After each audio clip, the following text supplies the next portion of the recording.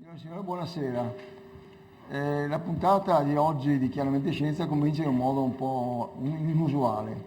Inusuale e anche un po' triste perché è mancato il 26 agosto scorso il collega Alessandro Marani, il professore Alessandro Marani, che è stato l'ideatore di Chiaramente Scienza ed è stato anche l'animatore insieme con la professoressa Zanetti, con il dottor Franchini e con me, dell'avvio di questa serie che ha avuto così tanto successo e che d'altra parte è testimoniato dal fatto che molti di voi continuano a venire, gli insegnanti continuano a frequentare questa attività e questo naturalmente ci ha molto confortato, tant'è vero che ormai sono passati parecchi anni e continuiamo a fare questo lavoro.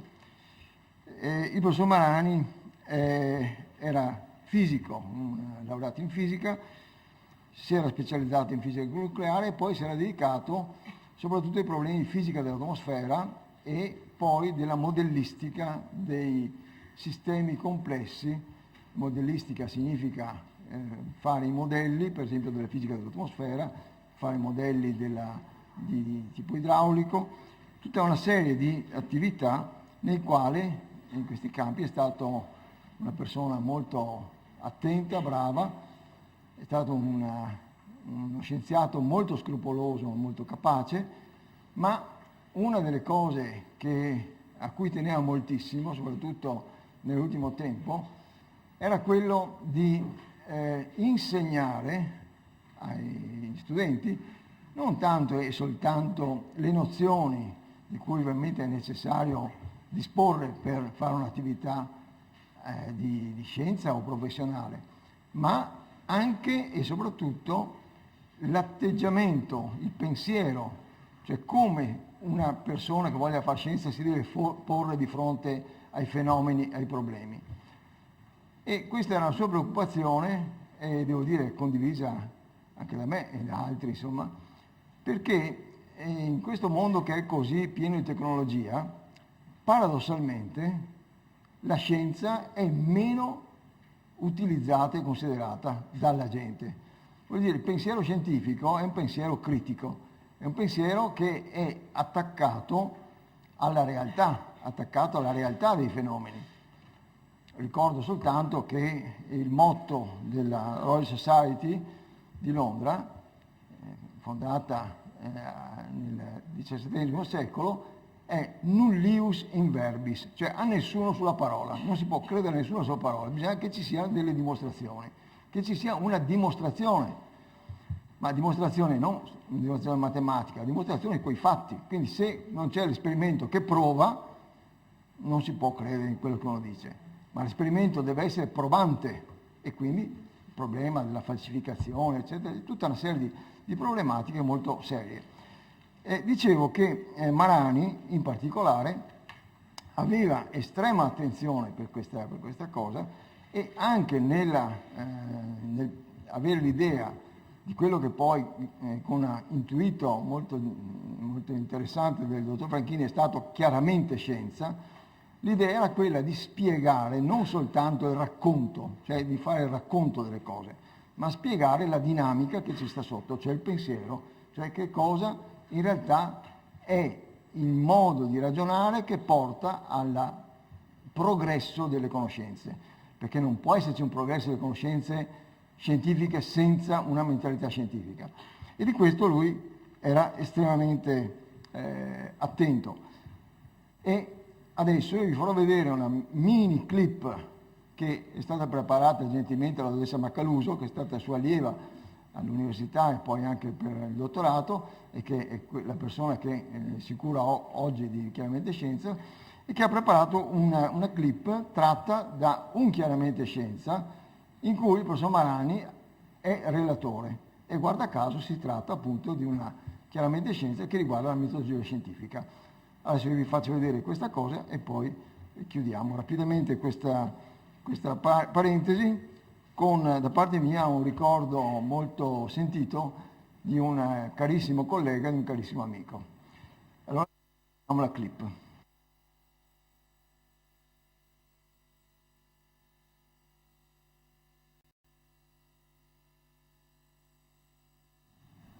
questa volta tocca a me, ho sempre cercato di evitarlo, però stavolta mi tocca parlare, perché dopo 14 eventi di Chiaramente Scienza, questo è il 15°, era opportuno precisare i significati della parola scienza. E non abbiamo trovato un relatore che ci spiegasse il metodo scientifico nell'ottica che ci interessa. Perché chiarire il significato del termine scienza? La risposta è semplice. Scienza ed il corrispettivo aggettivo scientifico sono termini spesso usati a sproposito, magari per dare nobiltà ad argomenti poco nobili, o quantomeno sono usati in modo improprio. Si pensi ad esempio alla locuzione scienze occulte ed all'attributo scientifico usato per alcuni giochi di destrezza. Ma ci interessava anche illustrare il ruolo della matematica nei processi scientifici, al fine di smitizzare molti pregiudizi verso una disciplina troppo spesso maltrattata e con gravi implicazioni pedagogiche. Dalla viva voce del professor Marani le due preoccupazioni, quello di chiarire cosa vuol dire scienza e d'altra parte far capire che senza matematica è difficile che ci sia scienza. Ecco, cioè se non si riesce a esprimere un concetto con un'equazione è difficile poi controllare un fenomeno ed è questa la difficoltà per esempio che c'è in biologia. La difficoltà in biologia è che non si riescono a fare delle equazioni sufficientemente adeguate per spiegare fenomeni molto complessi. Però adesso, giusto per dire, anche questo viene bypassato, viene superato dal fatto che esiste una possibilità di simulazione computazionale di fenomeni complessi e che quindi è possibile verificare poi sperimentalmente l'aderenza o meno di quanto viceversa il computer ha prodotto. Comunque non voglio dilungarmi, semplicemente per dirvi che questa preoccupazione del professor Marani è un reale importante punto da capire e altrettanto reale punto da capire è l'importanza della odiatissima per qualcuno matematica, che invece poi uno, come me, a cui la matematica non piaceva, quando si mise a fare lo scienziato ha dovuto imparare, non soltanto, ma poi ci si diverte, insomma. Ecco. Detto ciò, adesso vi lascio alla Chiaramente Scienza di oggi, vi auguro buon ascolto e buona serata.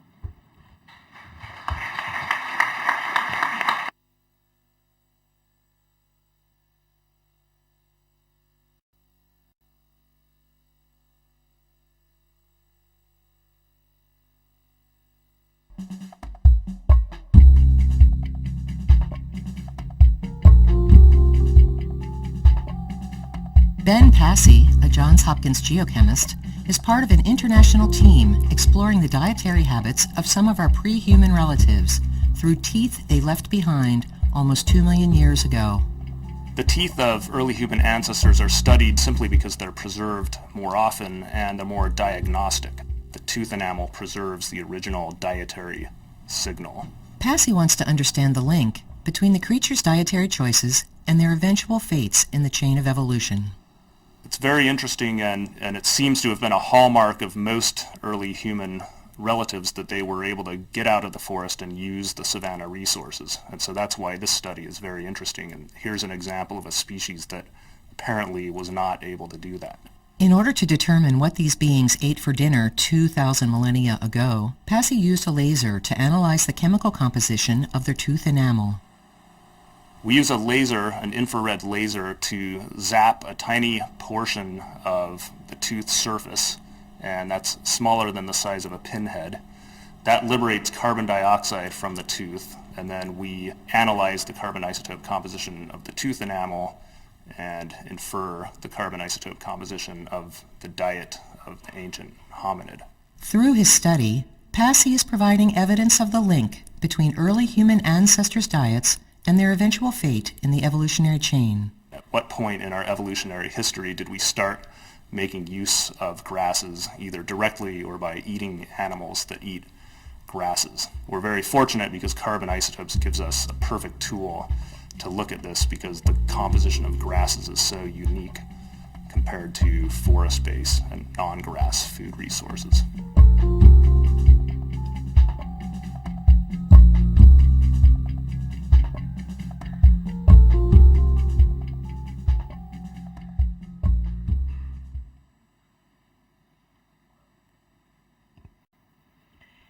Buonasera a tutti, mi chiamo Elisabetta Tole, sono una giornalista scientifica, sono molto contenta di essere di nuovo qui questa sera, sono stata già moderatrice di alcuni dei precedenti interventi di Chiaramente Scienza negli anni passati e sono molto contenta, so che questa sera siete in tanti, vedo anche tantissime persone giovani, credo che l'argomento di oggi sia un argomento particolarmente appassionante.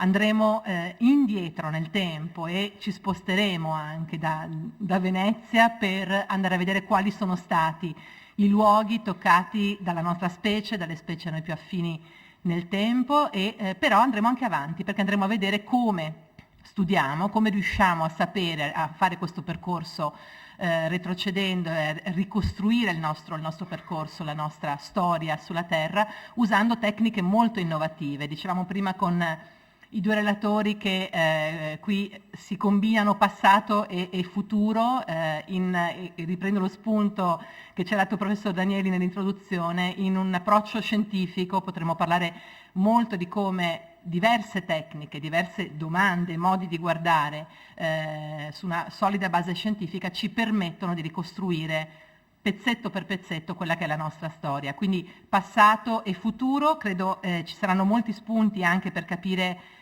come si lavora sul campo e quindi quali tecniche devono essere utilizzate, messe a punto e ancora sviluppate. I due relatori di questa sera sono alla mia sinistra il professor Giorgio Manzi, paleoantropologo dell'Università La Sapienza di Roma, ci porterà anche sul campo proprio, diciamo un professore che vive anche una vita di spedizioni dirette, raccolta e analisi dei reperti, ci farà vedere come si trovano e come si studiano e come si identificano anche alcuni di questi resti che fanno parte proprio della nostra storia, fanno parte del percorso che abbiamo fatto. Alla mia destra è il professor Claudio Tuniz, un fisico, e naturalmente questa sarà la base di una domanda che verrà fuori dopo, la fisica applicata alla paleoantropologia. Già introduciamo un elemento particolare che approfondiremo dopo, e il professor Tuniz coordina un programma specifico proprio per l'applicazione delle metodologie fisiche alla paleoantropologia presso il Centro Internazionale di Fisica Teorica Abdus Salam di Trieste. E ci porterà a vedere quali tecniche, tra alcune appunto tecniche molto innovative, sono utili e vengono sviluppate e applicate per datare, per capire anche quali sono state proprio gli elementi di passaggio. Il filmato ci faceva vedere un elemento specifico che è quello dello studio dei denti, quindi cercare di capire anche quali sono state le diete che abbiamo avuto nel tempo. Naturalmente non è l'unico elemento di interesse, io però non tolgo tempo ai nostri due relatori, anticipando che il formato rimane quello che già conosciamo, e cioè ci saranno le loro due presentazioni e poi modo di fare una discussione aperta con tutti voi, quindi preparatevi naturalmente a intervenire subito dopo. La parola a Giorgio Manzi. Grazie e buonasera a tutti. Allora, se possiamo già incominciare con la prima delle slide, entriamo subito in argomento.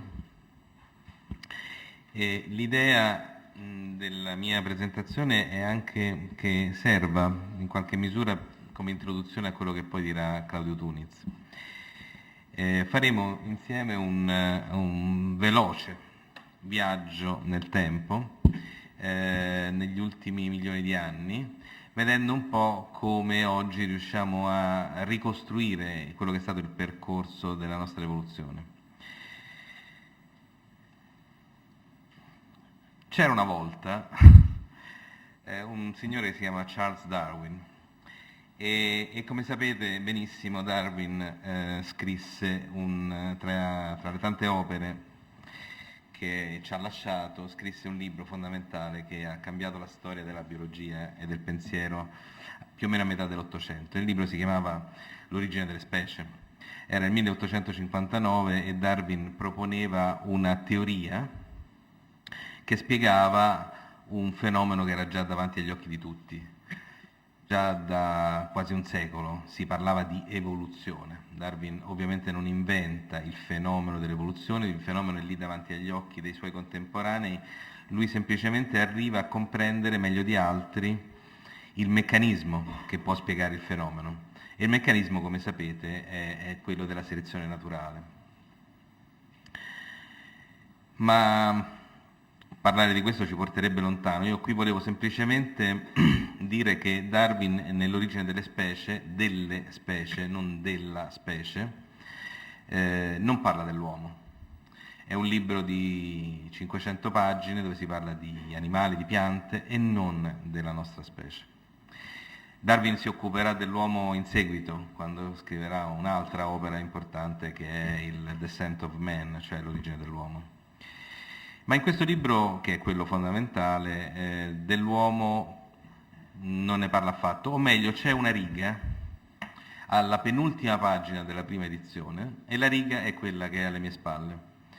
Quando Darwin dice, se l'evoluzione è un fatto e se la teoria che io qui propongo, quella della selezione naturale, è vera, luce si farà sull'origine dell'uomo e la sua storia. Punto. È come una predizione, un annuncio di qualcosa che potrà avvenire alla luce del fenomeno dell'evoluzione capito meglio grazie anche alla teoria che lo spiega. Ma non c'erano fossili, non c'erano evidenze all'epoca per poter davvero parlare di evoluzione umana.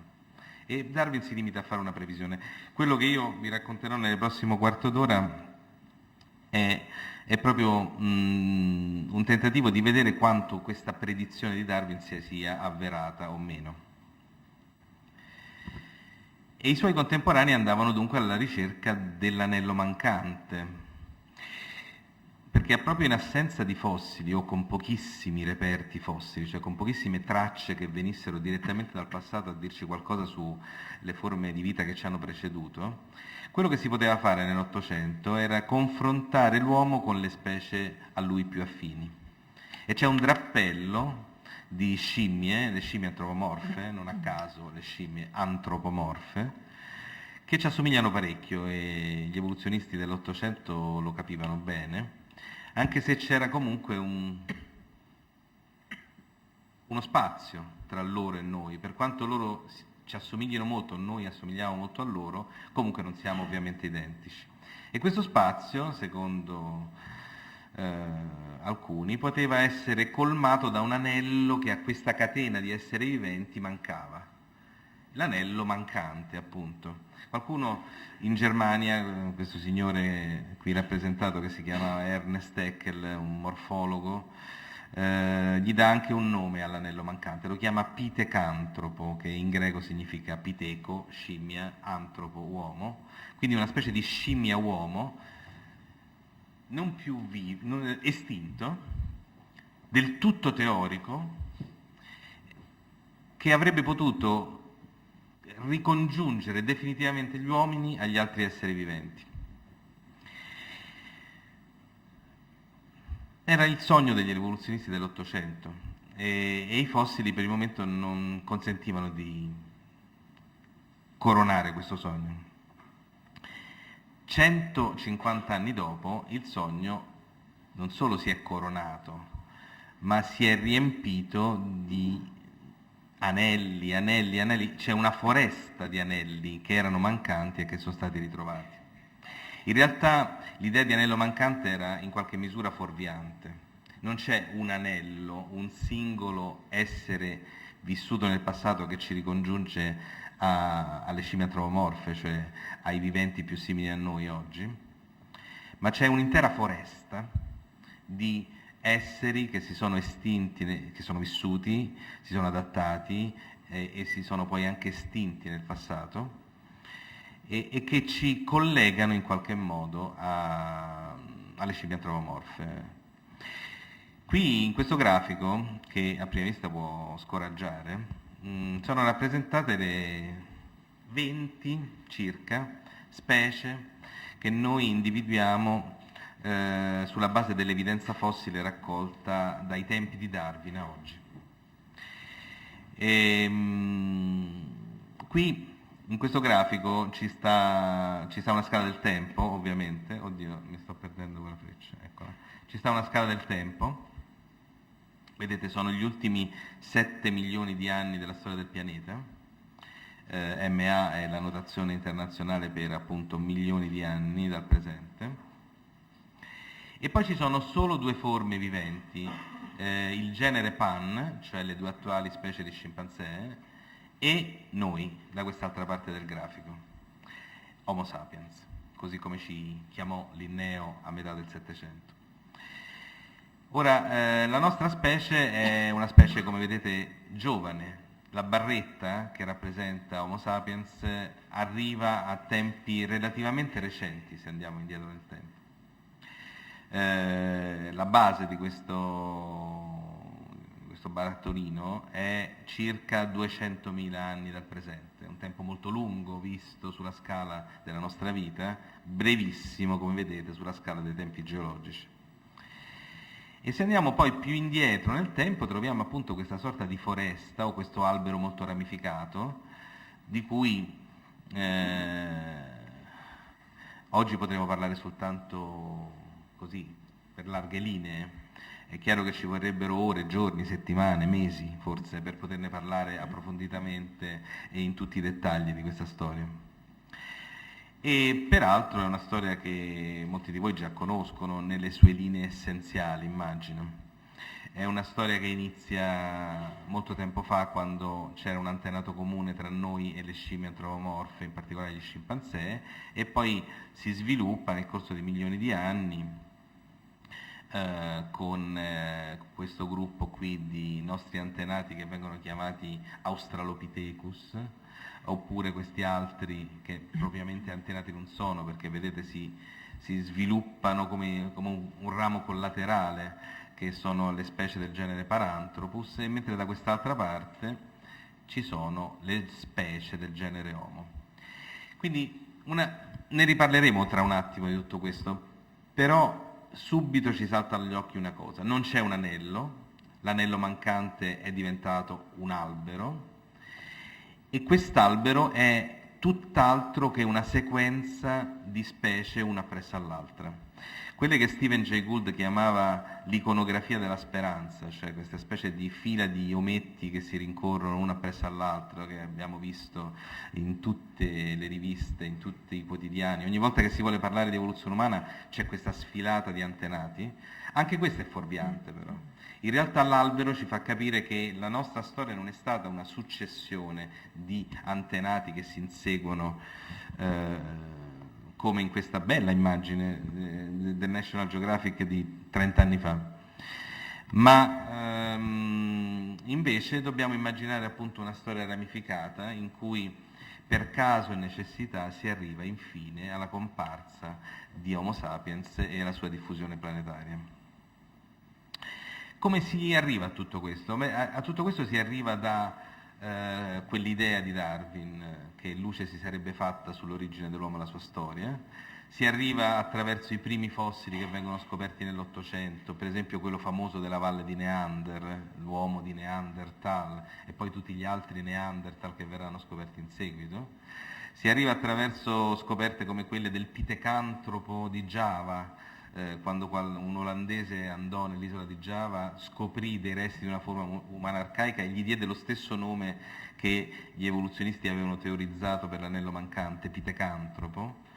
E poi ci si arriva attraverso, non so, le scoperte a partire dagli anni 20 di Australopiteco, quando finalmente alla ricerca dell'evoluzione umana si aprono le porte del continente chiave della nostra evoluzione, che è l'Africa, e così via, fino alla star delle evidenze fossili, al fossile più famoso di tutti, che forse è quello scheletrino rinvenuto in Etiopia e che si chiama Lucy e che tutti conoscono. Quindi di fossili ce ne sono tanti. Mi verrebbe da dire, se Dio vuole, abbiamo molti fossili nei nostri laboratori, sui nostri tavoli, nei nostri scaffali dei laboratori di paleoantropologia. Qua in questa immagine sono rappresentate solo alcune delle scoperte più recenti. Non so, tanto per dirne una, questo potrebbe essere il cranio di un nostro forse antichissimo progenitore, qualcosa che si perde veramente nella notte dei tempi. Siamo intorno a 6 milioni e mezzo di anni fa, e chissà se era davvero un nostro antenato o non piuttosto una delle tante scimmie antropomorfe che vivevano all'epoca e non hanno lasciato discendenza. chissà se era bipede,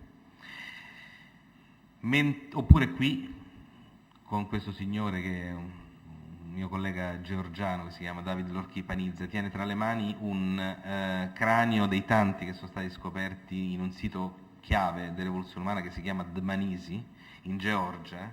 Georgia ovviamente non lo stato americano, ma quello stato che si trova tra il Mar Nero e il Mar Caspio, sui monti del Caucaso, e lì in questa specie di tetto del vicino Oriente, ormai fuori dall'Africa, si trovano i più antichi esseri quasi umani, mi verrebbe da dire, che sono usciti dal continente africano. Oppure, tanto sempre per fare un esempio, questa mandibola, vedete questo pezzo di questo mento con alcuni denti, è il più antico fossile europeo, documenta la più antica presenza di esseri umani o proto-umani nel nostro continente in qualcosa come 1.200.000 anni fa. Viene da un sito di una famosa collina dalle parti di Burgos in Spagna che si chiama Atapuerca, Sierra de Atapuerca. E molti di questi nomi, Dmanisi, il sito georgiano, Atapuerca, il sito in Spagna, oppure il nome in latino dato a questo cranio che si chiama Sahelanthropus. Se voi digitate su Google uno di questi nomi troverete una quantità straordinaria di informazioni e di immagini. Quindi tanti fossili, intanto per cominciare. Poi nuove tecniche. Claudio Tuniz vi parlerà molto di questo aspetto, io vi accenno soltanto ad alcune cose che sono un po' più nelle mie corde, per esempio l'aspetto della morfometria. Studiare i fossili è possibile soltanto se padroneggiamo delle tecniche di analisi morfologica, e la morfologia è una cosa difficile e ha fatto soffrire molto i morfologi nel corso del tempo. Perché i morfologi hanno sempre avuto un problema fondamentale: misurare o descrivere. E le due cose non si riuscivano a combinare. Un oggetto complesso come un cranio umano è qualcosa che è difficile da quantificare.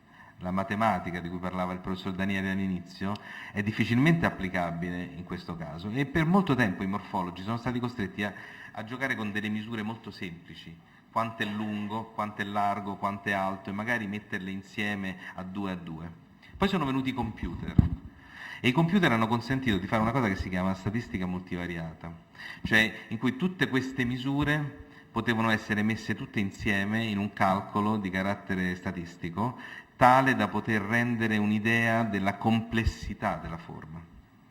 E poi è venuta una cosa nuova che si chiama morfometria geometrica, in cui a un certo punto si è smesso di occuparsi delle misure, delle distanze tra un punto e l'altro, e abbiamo cominciato a occuparci della posizione nello spazio dei singoli punti. Allora, se c'erano due punti per cui io prendevo la lunghezza del cranio, a questo punto non prendo più quella lunghezza lì, ma prendo le coordinate x, y e z, cioè nello spazio tridimensionale, di quel punto e di quell'altro punto, e poi li combino tra loro, queste coordinate, in modo tale da avere un'idea precisa e soprattutto quantificabile della morfologia espressa dalla posizione di questi punti.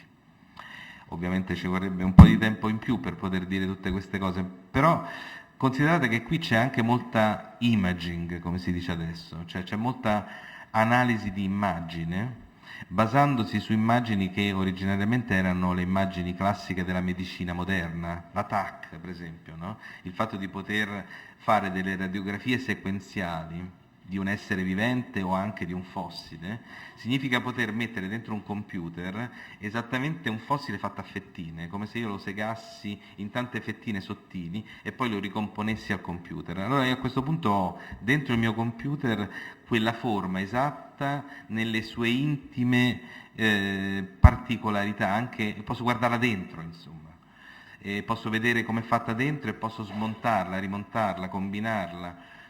Posso fare delle cose che soltanto 10 o 20 anni fa erano impossibili. E quindi posso giocare per esempio anche con delle ricostruzioni virtuali, sempre se ritrovo la freccia, ecco, come queste per esempio. Questi sono tutti Neanderthal, cioè sono tutti crani neandertaliani, come vedete più o meno ricostruiti con appunto queste tecniche basate su dati tomografici, cioè su dati TAC, ma sono dei Neanderthal che vanno da un neonato a un individuo adulto, e noi possiamo allora anche studiare nelle specie estinte i modelli di accrescimento e sviluppo, perché una cosa interessante da capire di queste forme non è solo quanto potevano essere diverse una dall'altra, ma anche come erano fatte. E capire come erano fatte significa capirne la loro biologia, se riusciamo a comprendere come dal bambino si arriva all'adulto, cioè quali erano le modalità di accrescimento e sviluppo. Una sfida che incominciamo a poter vincere. Questo era un esempio, ma vedo che il tempo sta scappando via, quindi lo salto, per dirvi un attimo, e poi magari se ci sarà tempo in seguito nella discussione su questo tema entreremo un po' meglio, per dirvi un attimo che non ci sono solo fossili, ma ci sono anche molecole nella nostra ricerca. E le molecole si basano, tanto per cominciare, sulla variabilità attuale. Cioè torniamo un po' a quello che facevano gli evoluzionisti dell'Ottocento, confrontando l'uomo con le scimmie antropomorfe attuali, cioè tutte forme attualmente viventi, ma invece di confrontarle solo su basi morfologiche, possiamo oggi confrontarle su basi genetiche. Cioè possiamo prendere il DNA e misurare quanto il mio DNA è diverso da quello di uno scimpanzé, quello di un gorilla, quello di un orangutang. E i biologi molecolari, a partire già dalla metà degli anni 60 e poi con più convinzione a partire dal 1980 o giù di lì, ci hanno mostrato che queste distanze genetiche, cioè le differenze a livello molecolare tra noi e per esempio le scimmie antropomorfe, sono traducibili in tempi di evoluzione. Cioè io posso in pratica sapere se due forme sono abbastanza vicine tra loro geneticamente quando è vissuto l'antenato comune. E se sono più distanti geneticamente posso calcolare invece un antenato comune più antico. E quindi vedete che vengono fuori delle date, perché vi ricordo appunto che MA sta per milioni di anni fa, per cui noi sulla base semplicemente delle distanze genetiche tra forme attuali ci caliamo nel tempo profondo fino a ricucire i punti chiave, i nodi dell'evoluzione, cioè la separazione per esempio tra noi e gli scimpanzé, oppure tra noi gli scimpanzé e i gorilla, oppure tra noi gli scimpanzé e i gorilla e l'orangutang, che è invece la scimmia rossa che vive nel sud-est asiatico. Quindi, come capite, per un paleoantropologo questo sono dei chiodi d'oro da mettere nella griglia dell'albero dell'evoluzione. Io a questo punto grazie alle molecole so che è soltanto da circa 4-6 milioni di anni fa che mi devo aspettare antenati dell'uomo e basta, mentre se vado più indietro nel tempo probabilmente incontrerò degli antenati comuni tra noi e le scimmie antropomorfe africane e così via. Ed è così che si ricostruisce quest'albero, di cui possiamo forse semplicemente dire che è un albero che racconta una storia dapprima africana. Per milioni di anni la nostra storia è stata in Africa, è l'epoca dell'Australopiteco, del Paranthro, dei primi Homo, ed è proprio con la comparsa del genere Homo che i nostri antenati cominciano a diffondersi anche in Eurasia. Soltanto a partire, quindi se guardiamo la scala del tempo che sta qua sulla sinistra, vediamo che per molti milioni di anni, almeno da 6 milioni di anni in poi, fino a circa 2, la storia è africana. È soltanto a partire da 2 che diventa anche una storia eurasiatica. E a questo punto la cosa si fa molto interessante perché abbiamo a che fare con delle forme umane, anche se arcaiche, capaci di diffondersi geograficamente e di cui abbiamo una testimonianza non solo sulla base dei fossili, ma incominciamo ad averla anche sulla base dei manufatti che essi producono, come quel ciottolo scheggiato che c'è alle mie spalle. E ovviamente tutto questo è una storia anche di clima, ma di questo ne parlerà meglio di me Claudio tra poco, ed è una storia comunque ramificata. Per esempio questa che avete davanti agli occhi adesso è la storia del solo genere Homo, Stiamo parlando degli ultimi 2 milioni di anni, quelli in cui il popolamento dei nostri antenati non è più solo africano, ma coinvolge anche l'Europa e l'Asia e l'Indonesia. E allora vedete come quella che potrebbe sembrare una sequenza, ancora una volta, no, di antenati uno appresso all'altro, in realtà non è affatto una sequenza, ma è un albero caratterizzato da 3 grandi diffusioni geografiche. La prima, che è quello che gli addetti ai lavori chiamano Out of Africa 1, cioè una diffusione fuori dall'Africa da parte di forme molto arcaiche del nostro genere, forme che avevano più parentela con l'Australopiteco che con noi. E poi ce n'è un'altra, più o meno intorno a 1 milione di anni fa, che dà luogo a una variabilità di nuovo pluricontinentale, e poi ce n'è un'altra ancora, che è la diffusione della nostra specie, dopo che la nostra specie compare di nuovo in Africa, e di nuovo poi si diffonde geograficamente fino ad arrivare a questa linea qui in fondo, che sono i 7 miliardi di esseri umani che popolano oggi la Terra. Grazie. Grazie.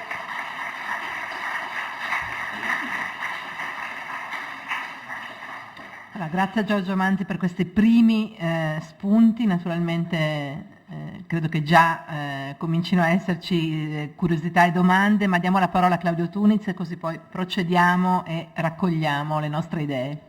Sì, grazie. Sì, io parlerò un po' dei dati sui quali si basano, in qualche modo si basa la narrazione che vi ha appena fatto il professor Manzi. Magari ci sarà qualche sovrapposizione, a parte che è repetita Juvent, ma la storia che lui racconta è la storia di un biologo paleoantropologo, e questa è la storia di un fisico nucleare, quindi è interessante anche per voi vedere come, no, i 2 tipi diversi di scienziati vi raccontano questa storia. Tant'è che in modo indipendente, perché abbiamo preparato questi 2 pezzi indipendentemente, anch'io parto da questa frase di Darwin, ma vedrete che mi porta altrove. Luce si farà sull'origine dell'uomo e la sua storia. È interessante che veramente una luce, no, perdonatemi il gioco di parole, nel 2011 e in questi ultimi anni in generale, ma nel 2011 in particolare, la luce di sincrotrone, che sono questi raggi X potentissimi, in questo caso quelli del centro europeo di Grenoble, che vengono usati appunto per far luce sull'origine dell'uomo. Qui vedete, stiamo parlando di quell'Australopithecus sediba che appare nel filmato. Ne parleremo più volte di questo perché è una scoperta chiave di questi ultimi 2 anni. Qui a sinistra vedete di nuovo, e Giorgio vi ha mostrato prima, il cranio di Sediba. Ai vecchi tempi, ai tempi di Darwin, ma anche fino a pochissimi anni fa, veramente, per vedere dentro questo cranio e capire se c'è qualcosa che la struttura interna ci può insegnare, dovevate letteralmente segarlo e andare a vedere con un microscopio o altro, e questo sicuramente non avrebbe fatto piacere al museo di Johannesburg che ha in custodia il cranio. Invece nella figura a destra vedete come la luce di sincrotrone è riuscita in modo totalmente non invasivo, totalmente non distruttivo, a ricostruire la forma che aveva il cervello di questo uomo e a mostrare che, seppure siamo 2 milioni di anni fa, come abbiamo già detto, 2 milioni di anni fa, è un australopiteco, cioè non è ancora un umano, chiamando umani tutti i personaggi che appartengono al genere Homo, ma già il suo cervello, pur avendo solamente 400 grammi come uno scimpanzé o come un altro australopiteco, la parte anteriore dei lobi si stava modificando nella direzione nostra, per cui si riesce, anche se aveva un cervello piccolo, stava già diventando umano. Almeno questa è una delle ipotesi. Però questa era la mia copertina, come dicono alla televisione. Adesso vi faccio il discorso un po' più sistematico. Ci sono queste aree scientifiche che vi mostro in questa diapositiva, che stanno contribuendo, oserei dire in modo rivoluzionario, al progresso della paleoantropologia in questi anni. È il discorso quindi del passato che si aggancia al futuro, per questo ci fa molto piacere avere questo bel gruppo di giovani davanti a noi, perché ci sono decenni di lavoro. Quindi stiamo parlando di 5 aree principali, 5 che contribuiscono alla rivoluzione scientifica. L'area dell'esplorazione, anche se il professor Manzi diceva che abbiamo abbastanza fossili, però i gap sono enormi, ne abbiamo veramente bisogno, ci sono aree del pianeta dove non abbiamo fossili, bisogna esplorare. E questo è una rivoluzione, come fare con i nuovi metodi. La geocronologia, come determinare quei tempi di cui parlavamo prima, quel passato profondo, come misurarlo. Ai fisici piace misurare, no? Da Galileo, uno degli insegnamenti di Galileo, il metodo scientifico, la cosa principale è misurare per capire la realtà, per capire i fenomeni della realtà. Il paleoambiente, perché Darwin ci ha insegnato che l'ambiente condiziona poi l'evoluzione della vita dell'uomo in particolare. La microstruttura, vi ho dato l'esempio nella mia copertina, e poi la genetica, a cui anche si riferiva il mio collega. Quindi vediamo brevemente certe aree, vi mostrerò proprio molto brevemente per completezza l'esplorazione. Qui abbiamo adesso sistemi basati su satellite, laser scanning e altri metodi che vi permettono veramente di fare delle misure fantastiche. Potete fare delle misure a livello continentale, per esempio con Landsat, che fino a 20 metri come risoluzione spaziale. Qui vedete le piramidi egiziane fatte con QuickBird, 61 centimetri per pixel. Però potete anche fare, questi sono degli studi poi fatti anche dal mio collega di Trieste, non posso parlare di dettagli perché è ancora in pubblicazione, potete vedere delle strutture di alcune migliaia di anni fa fatte con LIDAR, che usa un laser che scanna il terreno. Naturalmente questi strumenti non sono stati sviluppati per gli studi di paleoantropologia, però noi possiamo usarli e sono a disposizione. La geocronologia, qui magari mi dilungherò un momentino di più. È importante dare un aspetto quantitativo ai tempi del passato profondo. Uno dei metodi più precisi per ottenere questo è quello basato sui cronometri atomici. Cosa sono i cronometri atomici? Sono degli atomi radioattivi, sono dei radioisotopi. Immagino che voi conosciate tutto questo. La radioattività poi è stata scoperta nel 1885, una trentina d'anni dopo l'origine delle specie. Ecco, questi cronometri atomici vi permettono di misurare, di contare il tempo per misurare il passato profondo. Qui vedete tutta una serie di nomi esotici per voi, non così esotici per un fisico nucleare o anche per i geologi e i paleoantropologi a questo punto. Per esempio il radiocarbonio, che era il più noto, basato su un isotopo prodotto nell'atmosfera dai raggi cosmici, all'uranio, che invece è un isotopo che appartiene alla radioattività naturale della Terra, e tanti altri metodi. Vi darò degli esempi. Per esempio l'Australopithecus afarensis, Lucy, di cui abbiamo sentito parlare prima, e qui vi mostro la sua faccia ricostruita con metodi forensi, 3,2 milioni di anni. Per la misura di questo tempo è stato usato il metodo cosiddetto potassio-argon, perché c'è un particolare isotopo. Voi sapete che ogni atomo ha degli isotopi, per esempio l'idrogeno non è solo l'atomo in cui c'è un protone, c'è anche l'atomo che ha un protone e un protone e 2 neutroni, quindi sono tutti dello stesso elemento ma hanno pesi diversi. Questi sono gli isotopi. Il potassio 40 è un particolare isotopo del potassio che ha una vita, cioè il tempo durante il quale decadono un significativo numero dei suoi atomi sul miliardo di anni, per cui si può veramente usare questo orologio per tempi lunghissimi. Si trova nelle rocce vulcaniche, decade in argon, che è un gas, per cui quando la roccia vulcanica era a temperature altissime, tutto il gas era fuoriuscito. Quando si è raffreddata, l'unico gas di argon 40 che vi rimane è quello che decade dal potassio 40. Questo è il vostro orologio.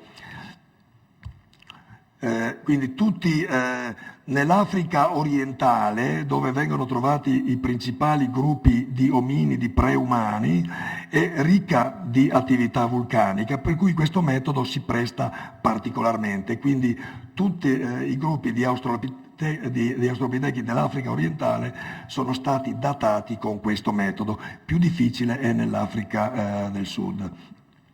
Homo ergaster erectus, che è il primo è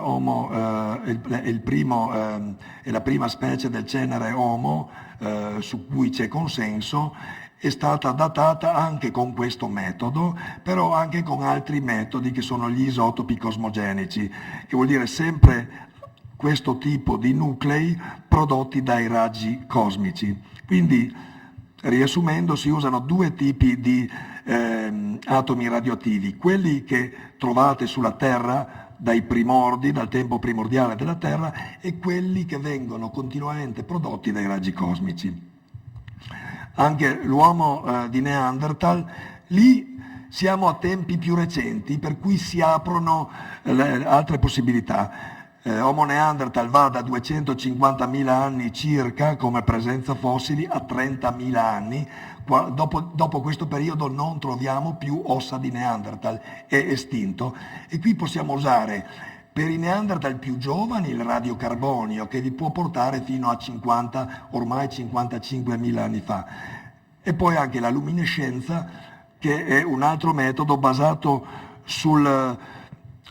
sull'effetto fatto dalla radiazione naturale su certi cristalli dei sedimenti. Abbiamo 20 minuti, per cui vi posso solo dare così il feeling di quello che sta succedendo senza spiegarvi i dettagli, poi potete cercare per conto vostro. L'uranio, di nuovo, è un metodo basato sulla radioattività naturale. Quindi con questi tre metodi potete studiare e dare una età ai fossili tra 250 e 30.000 anni fa. Per esempio Homo floresiensis, che è una nuova specie umana scoperta nel 2003, annunciata nel 2004 in Indonesia, chiamato anche Hobbit. Quanti di voi conoscono questo Hobbit particolare? Nessuno ha mai sentito parlare di questo Hobbit? Solo l'altro Hobbit, quello del film e del libro. Beh, ultimamente la televisione, il gruppo che ha fatto l'Hobbit Tolkien in Neozelanda ha proibito ai paleoantropologi australiani e neozelandesi di usare nei loro seminari la parola Hobbit, perché appartiene al gruppo cinematografico. Ecco, anche in questo caso comunque questa nuova specie, che è vissuta tra 95.000 e 17.000 anni fa, la sua età è stata determinata con il radiocarbonio e la luminescenza. Qui vedete appunto il cranio del Hobbit confrontata con quella come grandezza di un Homo sapiens o sedicente sapiens. Quindi si può misurare i fossili per studiare l'evoluzione umana, ma si possono anche fare misure di cronologia per studiare la dispersione di Homo sapiens sul pianeta. Quindi possiamo trovare vari siti in giro per il mondo in cui c'è evidenza della presenza nel passato dei primi Homo sapiens, che secondo la maggioranza dei paleoantropologi è uscita dall'Africa. Un piccolo gruppo di questi Homo sapiens sono usciti dall'Africa tra i 60 e gli 80.000 anni fa, adesso ci sono più di un modello su questa uscita dall'Africa, ma c'è abbastanza consenso. Poi sono passati per l'Asia meridionale, diciamo 50-70 mila anni fa, e l'evidenza della loro presenza in Australia è tra 40 e 60 mila anni fa. Faceva ancora troppo, le condizioni non erano date ancora per la dispersione verso l'Europa, ma quella avverrà in un tempo successivo, verso i 40, 42, 46 mila anni fa. Questi, vedete, sono i siti della presenza di Homo sapiens in Europa, per cui misurando con precisione, in questo caso quasi tutte queste misure sono state fatte con il radiocarbonio, perché vi ho detto che il radiocarbonio vi permette di misurare gli ultimi ormai 55.000 anni, per cui è il metodo adatto per studiare la sovrapposizione e possibilmente il confronto tra l'arrivo di Homo sapiens in Europa e l'estinzione di Homo neanderthalensis in Europa. Si può anche studiare quello che viene chiamato e viene discusso anche da Cavalli Sforza e da altri, l'evoluzione culturale di Homo sapiens. Anche su questo non c'è un totale consenso, c'è abbastanza consenso, però che c'è stata una rivoluzione dal punto di vista cognitivo in Europa intorno ai 35-40 mila anni fa. Qui vedete in Europa abbiamo le famose pitture rupestri francesi di 35.000 anni fa. Queste sono delle Veneri trovate in Germania, queste sono del 2009, quindi sono cose recenti, datate perfettamente con il radiocarbonio. Questi sono dei flauti, quindi la musica è nata immediatamente con la cultura di Homo sapiens. La musica e il linguaggio complesso sono una parte chiave della loro cultura, quindi questo per esempio è uno studio del 2012, di quest'anno, e questo è un osso di grifone, questo livello in cui è stato trovato è stato datato con il radiocarbonio ed è di 43.000 anni fa. Però già in Africa, prima, 70.000 anni fa, si trovano degli oggetti tipo queste pietre di ocra con questi segni, o Blombos, una caverna del Sudafrica dove ci sono queste conchiglie perforate, questa tecnologia avanzata di una presenza avanzata di tipo cognitivo. In Australia già 50.000 anni fa, per esempio, vi ho mostrato prima che sono arrivati in Australia, non sappiamo bene, tra 40 e 60.000 anni fa, non possiamo. Io ho studiato queste pitture rupestri, ma non ho trovato nessuna di questa età, però è stata trovata per esempio la prima cremazione umana al lago di Mango, che è a 800 km da Sydney in Australia, che è appunto la cremazione, è una cerimonia che ha un grave significato dal punto di vista cognitivo e culturale, anche se ci sono dei modelli che dicono che questi Homo sapiens dal comportamento moderno sono usciti dall'Africa, ma poi hanno perso parte del loro package culturale e sono arrivati in Australia senza la parte più avanzata di questa cultura. Ma questo è ancora una cosa in discussione e lavoro per voi.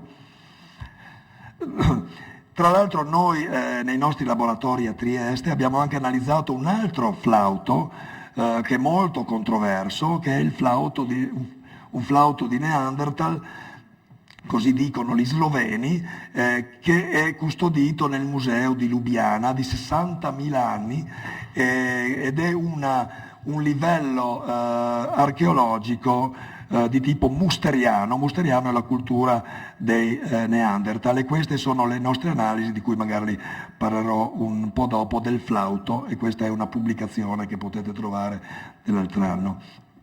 Vi ho detto paleoambiente, però di questo vi mostrerò solamente che usando le analisi sempre dei nostri famosi isotopi, in questo caso isotopi stabili. Qui sono gli isotopi dell'idrogeno, ma si possono usare gli isotopi dell'ossigeno. Non c'è solo l'ossigeno 16 che è quello che state respirando, che è la maggior parte dell'ossigeno, c'è anche l'ossigeno 17 e l'ossigeno 18, diversi pesi. Ecco, i rapporti tra questi diversi isotopi dell'ossigeno vi racconta della temperatura del passato. Quindi qua vedete nell'asse, ho perso vedo là anche, nell'asse qui a sinistra vedete da 0 a 700.000 anni, qui avete freddo e qui avete caldo. Questi sono gli ultimi 10.000 anni, i nostri ultimi 10.000 anni di clima ottimo, e qui invece sono le età glaciali, ma qui abbiamo altri periodi interglaciali con le stesse condizioni di quelle attuali e forse anche più calde. Per cui si può ricostruire con le carote... ecco, ho trovato. Con le carote di ghiaccio antartiche potete ricostruire il clima del passato fino a 1 milione di anni fa, ma poi usando sedimenti marini, sedimenti lacustri, potete andare indietro nel tempo e studiare le condizioni climatiche del passato profondo, e potete usare questa conoscenza per studiare l'evoluzione umana. Qui vi mostro con queste freccette l'apparizione di Homo heidelbergensis, di cui il mio collega vi parlava, di Homo neanderthalensis in Europa, e quindi potete vedere come stava variando il clima del pianeta ai tempi in cui appariva una nuova specie umana. Quindi voi capite per esempio che nell'ultimo 1 milione di anni la variabilità climatica era estrema, e questo ha favorito, secondo molte ipotesi, appunto ha favorito l'evoluzione di nuove specie, quindi di creare questo albero di diversi umani di cui parlava prima il professor Manzi, perché bisognava cercare di vincere le sfide poste da questa incredibile variabilità climatica. Qui vedete Homo sapiens esce dall'Africa, qui poi ci sono gli impatti che ha fatto Homo sapiens quando si è disperso sul pianeta. Per esempio 50.000 anni fa ha fatto estinguere tutti i grandi animali che si trovavano in Australia. È arrivato in Australia, ha trovato questi meravigliosi diprotodonti, degli animali enormi che non esistono più, sono spariti proprio nell'arco di poche migliaia di anni dopo l'arrivo di Homo sapiens in Australia. Neanderthal si è estinto in Europa dopo il nostro arrivo, e questa è l'estinzione della megafauna americana. Quindi adesso vi parlo un momentino brevemente della microstruttura, l'altra rivoluzione scientifica per capire le origini dell'uomo. Qui nel laboratorio del Centro Internazionale di Fisica Teorica, ma in verità facciamo anche delle cose sperimentali, abbiamo appunto questo TAC speciale, funziona come la tomografia ospedaliera. Quindi avete dei raggi X che attraversano l'oggetto e un rivelatore che fa l'immagine di questo oggetto, che fa la radiografia, però l'oggetto ruota, per cui fate 3.000 radiografie e poi con opportuno software ricostruite immagini tridimensionali, solo che le immagini potete vedere dettagli con una risoluzione nello spazio che è migliore di centinaia di volte rispetto a quella di un TAC dell'ospedale, per esempio dell'ospedale di Venezia. All'ospedale di Venezia o di Padova trovate delle risoluzioni sul mezzo millimetro, i migliori anche 0,3 millimetri, ma qui si arriva fino al micron, al millesimo di millimetro. Quindi abbiamo studiato appunto questo, che è un triestino di 4.000 anni fa. Questo è un test dei nostri sistemi. Poi volevamo vedere che funziona bene per oggetti più grossi, perché in collaborazione col professor Manzi stiamo anche studiando l'uomo di Ceprano. Questa che vedete sono delle immagini ottenute con i raggi X della parte esterna del cranio, però posso anche mostrarvi con il software come riusciamo non solo quindi a viaggiare nel tempo, ma a viaggiare dentro il cranio del nostro reperto fossile, quindi vedendo tutti i dettagli. Poi si possono appunto anche ricostruire, perché una volta che avete queste immagini ad alta risoluzione potete fare delle stampe tridimensionali, potete ricostruire. Questa è la ricostruzione di un bambino di Neanderthal. Abbiamo analizzato recentemente, vi sto mostrando poi delle cose che non sono nemmeno state ancora pienamente pubblicate. Qui questa è la mandibola di un piccolo bambino di Neanderthal trovato in Campania. Una volta che io ho fatto con il microtomografo l'immagine, che ho tutti i voxel, quindi pixel tridimensionali nel mio computer, posso fare questo che voglio. Per esempio posso rendere trasparente l'osso della mandibola e vedere solo i denti. Qui posso rendere tutta trasparente e vedere anche i denti del bambino che non sono ancora usciti, quindi sia denti da latte sia i denti permanenti. Questi sono tutti i denti. Posso anche, sempre in modo non invasivo, non distruttivo, posso mostrare lo smalto, la dentina, le diverse componenti del dente. Questo mi dice molte cose sullo sviluppo, come si sviluppava in Neanderthal rispetto a come ci sviluppiamo noi. Per esempio con questo metodo abbiamo potuto, misurando tutte queste cose, abbiamo concluso che questo bambino aveva esattamente 2 anni e mezzo quando è morto. Penso che dovrò un po'... quanti ho ancora? Un paio, 2-3 minuti? Sì, volevo solo accennare a questa nostra scoperta che abbiamo fatto recentemente, sempre su un reperto che si trovava al Museo di Storia Naturale di Trieste. Era stato trovato nel 1911 in Istria e lo abbiamo analizzato sempre con questi metodi ai raggi X alla luce di sincrotrone di Trieste. Quindi vedete, queste sono grosse strutture avanzatissime del terzo millennio che vengono usate per studiare queste vecchie ossa che si trovano nei musei di storia naturale. Quindi questo è un bel matrimonio appunto tra la scienza di domani e le vecchie ossa dei musei di storia naturale, con la speranza che più giovani possono anche avvicinarsi alle storie di queste vecchie ossa. Adesso vi dirò proprio fugacemente, in pochi minuti, si riesce a vedere delle cose straordinarie con questi metodi. Per esempio, nessuno in 100 anni aveva visto che c'era una cosa molto interessante sul canino di questo uomo, che una carie o qualcosa del genere o una frattura era stata aggiustata con della cera. Quindi poi abbiamo veramente verificato che era cera originaria dell'età della pietra, quindi usando questo acceleratore che riesce a fare il radiocarbonio, prendendo il campione, prendendo la campione di cera, abbiamo visto che la cera che era stata usata per fare l'otturazione, vedete questa è l'età, 4600 anni avanti Cristo, è la stessa età della mandibola, quindi abbiamo scoperto la più antica otturazione dell'età risalente all'età del Neolitico, e questo che vi mostravo è come il New York Times recentemente aveva riportato poi la nostra scoperta. Questa è la mia ultima diapositiva, veramente volevo mostrare solo per completezza che con le molecole, come diceva il professor Manzi, si riesce a ricostruire tutta un'altra storia che poi bisogna combinare con la storia dei fossili che vi abbiamo raccontato, con la storia dell'ambiente, bisogna sincronizzare i tempi, perché anche il DNA e l'analisi del DNA, per esempio nel progetto genografico in cui si misura il DNA di 100.000 persone, soprattutto di gruppi indigeni, per studiare il passato dell'uomo in base alle mutazioni, per esempio del DNA mitocondriale. Adesso c'è il progetto Gene 2 che confronta addirittura il nostro DNA con quello di altre specie, sia di Neanderthal che di una specie denisova scoperta recentemente in Siberia, per cui siamo a livello quasi di fantascienza rispetto a quello che si poteva fare solamente, posso dire, non so, 5-10 anni fa. Grazie per l'attenzione.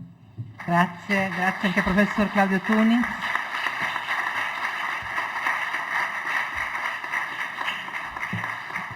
Credo che veramente il viaggio che abbiamo fatto, e naturalmente come i nostri due relatori continuavano a ripetere, ed è vero, ci hanno dato una serie di spunti e ci sarebbe da parlarne probabilmente per ore, giorni o settimane, ma credo sia molto evidente che siamo veramente alla frontiera di come una scienza riesca a utilizzare tecniche anche mutuate da altre discipline. È evidente che appunto il poter utilizzare le tecniche sviluppate dalla fisica per i propri studi sulla materia trovino poi una applicazione veramente di estremo fascino, direi, per aiutarci a ricostruire quella che è la nostra storia. È evidente che quando parliamo della nostra storia, dico nostra in senso ampio, le domande sono veramente tantissime. Quindi io forse, prima di fare un primo giro, cioè di fare le mie domande, vorrei vedere se dal pubblico ci sono